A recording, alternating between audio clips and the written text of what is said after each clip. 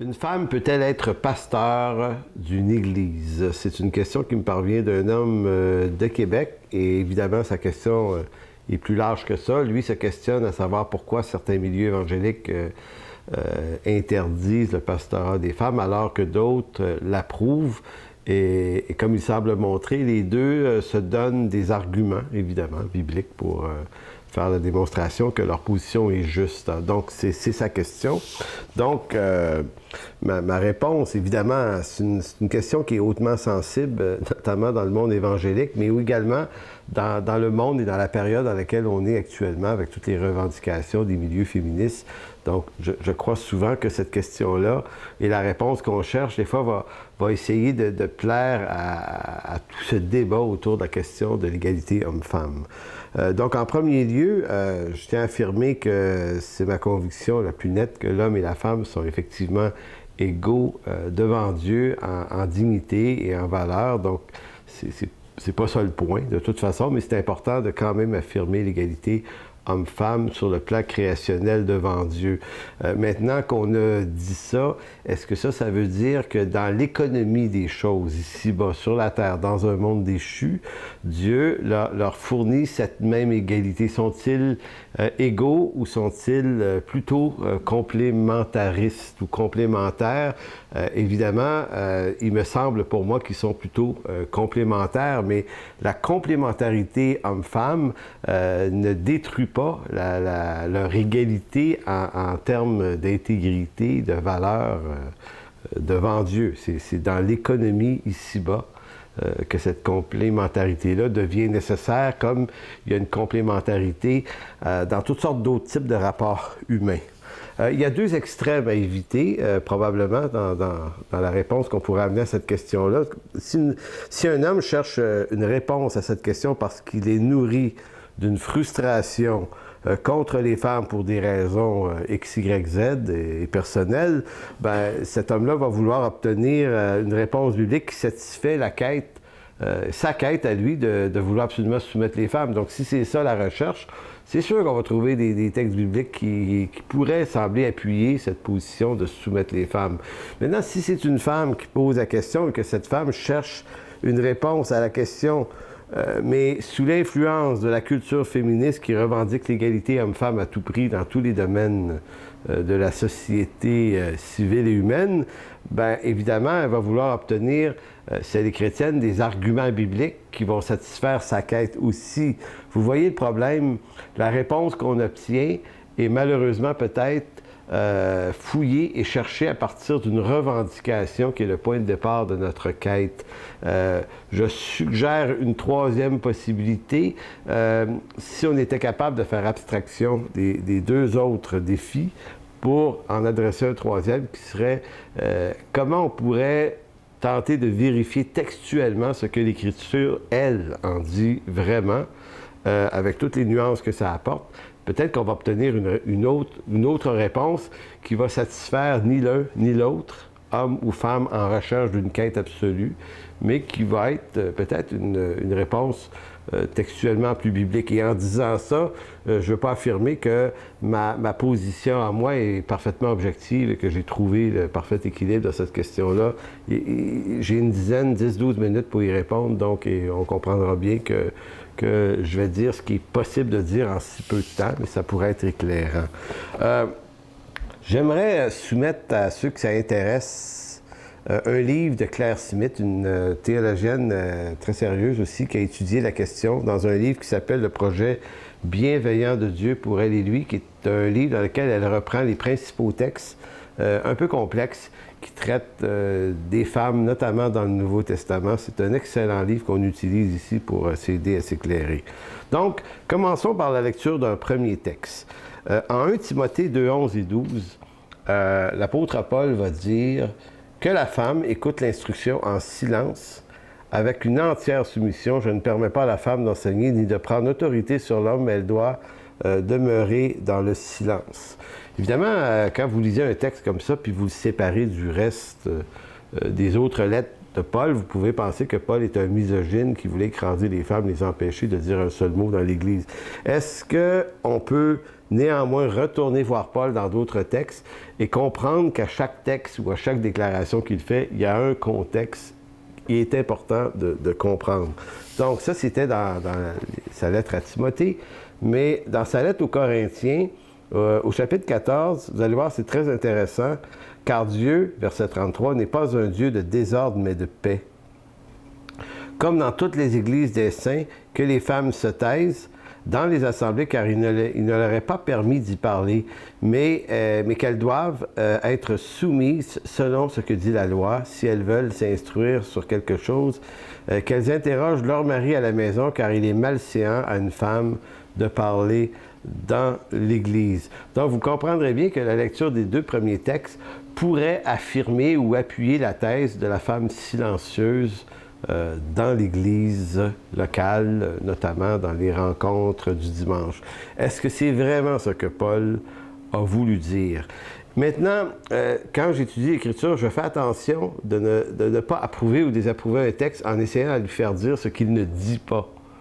Mais en même temps, ce qui peut sembler nous dire esthétiquement à première vue peut être trompeur aussi si on ne tient pas compte d'un plus large contexte. Donc, dans ces deux textes-là, ça nous semble être une autorité assez forte contre la place des femmes dans l'Église. Cependant, dans la même lettre aux Corinthiens, mais 3 chapitres plus tôt, donc au chapitre 11, verset 5, Paul va affirmer ceci: « Toute femme, au contraire, qui prie ou prophétise la tête non voilée, déshonore son chef, c'est comme si elle était rasée. » Faut comprendre qu'à Corinthe, il y avait le temple d'Aphrodite, que j'ai déjà vu et visité d'ailleurs, et il y avait une pratique sur la prostitution, et les prostituées devaient avoir le crâne rasé à Corinthe.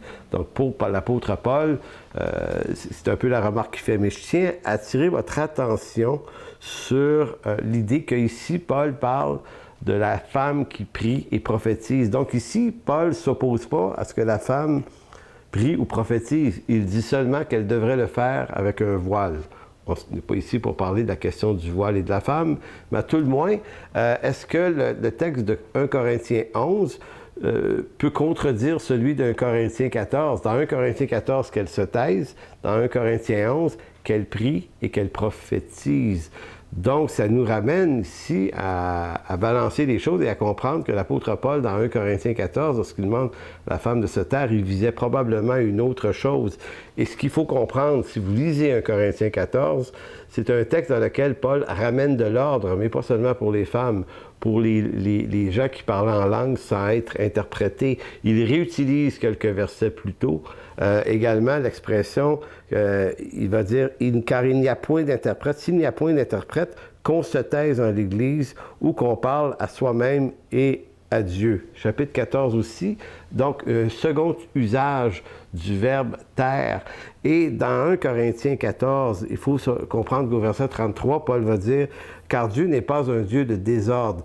Moi, ma compréhension d'un Corinthiens 14, c'est que les femmes pouvaient commettre un désordre, non pas en tant qu'elles auraient eu une participation en parole au culte, mais probablement, comme certains pensent, on parle plutôt de... Elles parlaient pendant le culte, donc on pourrait parler de placotage, par exemple, et c'est ça qui agaçait Paul. Il leur demande de faire silence pendant que le déroulement du culte. Donc, c'est dans ce sens-là qu'il leur demanderait de se taire, et non pas dans leur possible participation à l'événement du culte. Dans l'Écriture en général, donc de manière générale, on va aller un peu plus loin maintenant, il ne semble pas néanmoins que si la femme peut participer au culte, y prendre la parole, prier, prophétiser, qu'elle peut néanmoins prendre autorité en tant que pasteur ou en tant que sur l'Église. Parce que c'est quand même l'affirmation de Paul, il dit « Je ne permets pas à la femme d'enseigner, de prendre autorité sur l'homme ». En général, dans l'Écriture, Dieu appelle par vocation des hommes. On le voit depuis Noé, depuis Abraham, on voit David, donc tous les personnages de l'Ancien Testament sont effectivement des hommes. Il y a quelquefois des femmes qui sont également utilisées par Dieu, donc ça n'empêche pas que Dieu, dans son dessein, puisse utiliser des femmes quand il le trouve nécessaire. Dans le Nouveau Testament, Jésus vient sous la forme effectivement d'un homme. Ses apôtres ne sont que des hommes, donc on voit bien qu'il y a une dimension vocationnelle qui est dirigée et orientée vers les hommes, qui n'exclut pas les femmes d'une participation, mais néanmoins, on sent que l'autorité semble être donnée aux hommes. Que ça nous arrange ou que ça nous dérange, c'est principalement ça que l'Écriture propose. Certains ont mentionné, ont débattu sur cette question-là des hommes en disant que peut-être que l'Écriture, au fond, répondait à la culture patriarcale du temps où elle était écrite par ces hommes-là. Donc, vu que c'était des cultures où les pères étaient importants, donc patriarcales, Dieu se serait comme soumis d'emblée à cette réalité patriarcale. Mais si on affirme ça, on affaiblit l'inspiration pleine et entière des Écritures en disant que Dieu, finalement, n'est pas pleinement souverain dans la révélation de sa parole aux hommes. Il serait soumis à la faiblesse des systèmes culturels des hommes. Ce qui avait fait dire à des gens qui sont homosexuels que si l'homosexualité était interdite dans l'Ancien Testament, c'était également pour des raisons générationnelles de ce temps-là. On était plus reculé, on n'avait pas compris. Maintenant, Dieu aurait aussi évolué, l'Église doit le faire et accepter. Voyez-vous, on entre dans ce genre de débat-là et je crois que ce serait dangereux de le faire. Le concept d'égalité dans l'Écriture, existe-t-il dans le Nouveau Testament notamment un débat sur l'égalité? Est-ce que l'apôtre Paul ou les autres apôtres ou Jésus vont traiter d'égalité homme-femme? En réalité, ce débat-là et ce concept-là est inexistant dans le Nouveau Testament. À 8 reprises, le mot « isos », qui veut dire « égal », égalité est utilisé dans le Nouveau Testament, 5 fois dans les Évangiles et 3 fois dans les Lettres. Dans aucune de ces notations-là, le mot « isos » est utilisé pour décrire le rapport homme-femme. C'est toujours d'autres formes d'égalité qui sont décrites, mais jamais, et si vous avez une concordance, vous allez pouvoir le trouver facilement, jamais pour décrire l'égalité homme-femme. Le concept qui est présent, cependant, dans le Nouveau Testament, c'est celui de l'équité, isotès, un autre mot grec. C'est pas qu'il est utilisé extrêmement souvent, mais à quelques reprises, dans 2 Corinthiens 8.4, on voit ça dans Colossiens chapitre 4 également, Paul va parler d'isotès, d'égalité, ou d'égalité dans le sens d'équité. Ce qui me semble être beaucoup plus présent dans l'Écriture, c'est cette idée que Dieu ne donne pas les choses égale. Égalité au sens de la quantité numérique des choses ou des droits. Mais Dieu les donne de façon équitable. Il donne à chacun ce qui lui revient. On voit ça dans les dons, on voit ça dans les vocations, on voit ça dans la parabole des talents, on donne 10 à un, 5 à l'autre et un peu moins. Vous voyez, donc, est-ce que Dieu est inégal ou injuste en ne donnant pas également les choses, des chances similaires à tout le monde? Eh bien, il semble que Dieu ne se soucie pas de cette qualité d'égalité, mais Dieu semble plutôt appelé par vocation et par équité. Maintenant, c'est ce qui me semble selon l'Écriture.